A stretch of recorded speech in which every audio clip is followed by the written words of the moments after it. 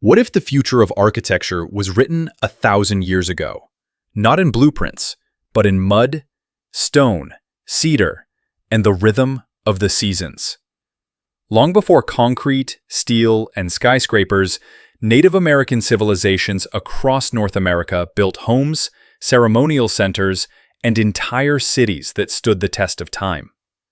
These structures were cool in summer, warm in winter, perfectly oriented to the sun and stars, and made from materials that left almost no scar on the earth. This isn't just history. It's a masterclass in sustainable design. Today, we'll take you on a journey from the cliffside cities of the Ancestral Puebloans to the timber longhouses of the Haudenosaunee, from earth lodges half buried in the plains to the great urban center of Cahokia. Together, we'll uncover 20 incredible building skills and principles that are still inspiring architects, engineers, and environmentalists today. We'll explore how these structures were made, why they've lasted for centuries, and how they solve challenges that we still face: extreme weather, limited resources, and the need for community-centered design. And we'll ask a bigger question: could these ancient ideas hold the key to building a greener, more resilient future? When people picture Native American life before European contact, they often imagine teepees on the open plains or scattered camps in the forest. But this is only part of the story. Across the continent, Native builders were creating sophisticated, permanent architecture. Some of it so advanced that early European explorers were astonished.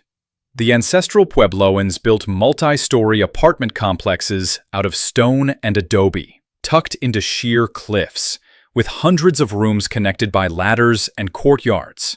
The Mississippian culture at Cahokia built massive earthen pyramids and planned cities with plazas, neighborhoods, and ceremonial centers. These weren't primitive huts. They were master-planned communities, engineered for efficiency, spirituality, and survival.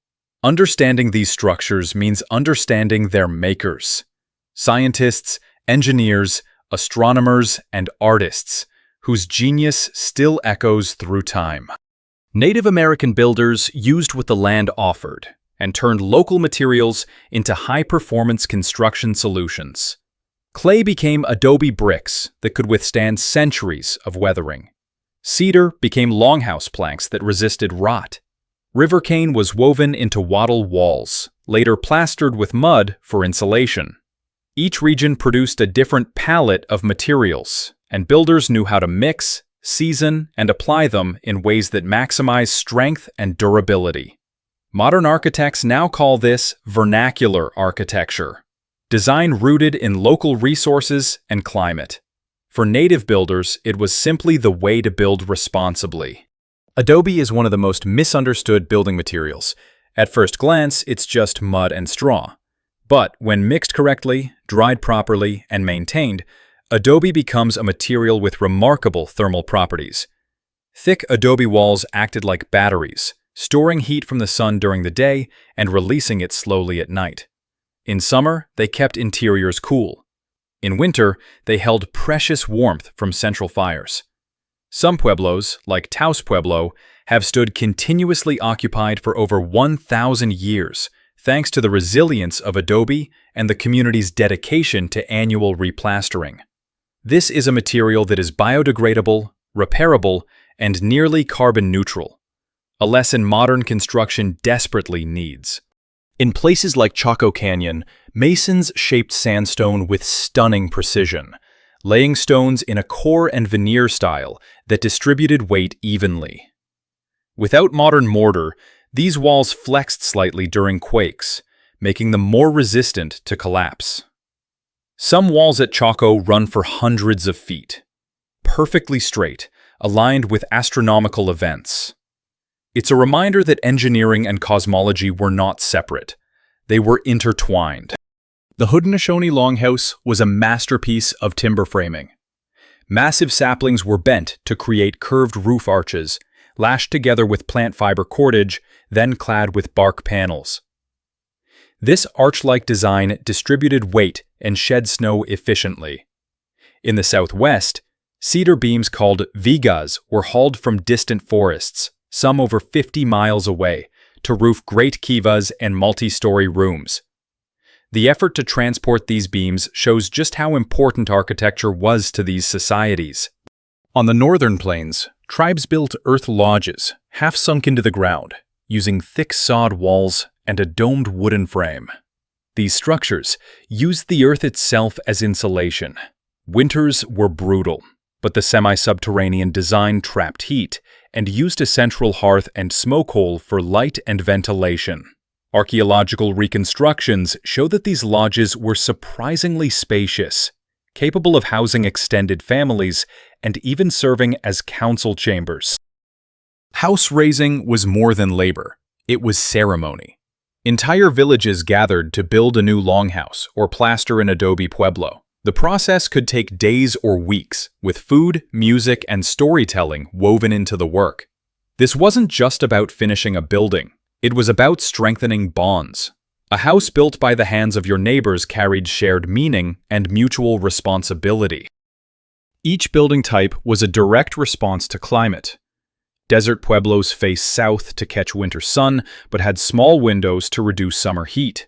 Longhouses had smoke holes that doubled as vents, releasing humidity and keeping interiors dry. Some pueblos even had summer rooms and winter rooms to take advantage of seasonal temperature shifts, a form of passive climate zoning long before modern thermostats. Builders understood that water could be both life and enemy. Pueblo builders sloped plaza floors to drain away rainwater. Earthen mounds at Cahokia had built-in terraces to reduce erosion. Some villages constructed cisterns or reservoir systems to store precious rainwater. This integration of hydrology and architecture kept settlements stable, even during floods and droughts. Multi-level pueblos were not random stacks of rooms. They were carefully planned. Walls tapered as they rose to distribute weight. Wooden beams interlocked at strategic points to provide stability. Ladders served as both staircases and security devices. They could be pulled up at night to prevent intruders. This was vertical architecture centuries before European cities went vertical. Buildings were canvases as much as shelters. Walls were painted with murals depicting clan symbols, cosmological events, and mythic narratives. Carved posts told family histories. Decoration wasn't mere ornamentation. It was a way to inscribe identity and memory into the physical world. Sites like Chaco Canyon, Haudenosaunee, and Cahokia were aligned with solar and lunar events. Doorways and windows framed solstice sunrises. Shadows from rock carvings marked equinoxes. These alignments turned settlements into living calendars, reminding people of their place in the cosmos. Nothing was wasted. Old structures were dismantled and materials reused. Clay pits were rotated to allow regrowth. Timber harvest was regulated. This was a circular economy in practice, a closed-loop building system that today's sustainability experts are trying to recreate. Plazas were designed for gatherings, amplifying voices so leaders could speak to hundreds without shouting. Circular kivas and council houses created intimacy and resonance, ideal for storytelling and ceremony. Even sound design was part of architecture's genius. Some settlements were fortified with walls, palisades, and elevated lookouts. Cliff dwellings had narrow entrances that could be defended by just a few people. Entire communities could be protected simply by pulling ladders inside. Architecture was both home and fortress. Spiritual structures like kivas, sweat lodges, and medicine lodges were central to village design. These spaces were often built first, symbolizing that spiritual health was the foundation of community health. Their construction followed ritual protocols, blessing the site and aligning it with sacred directions. Unlike disposable modern homes, native structures were designed to be maintained. Adobe walls were replastered yearly. Roofs were rethatched each season. This maintenance wasn't a burden. It was a community ritual that kept everyone connected to their homes. Modern architects are rediscovering these techniques. Passive solar orientation reduces energy bills. Earthen construction cuts carbon footprint.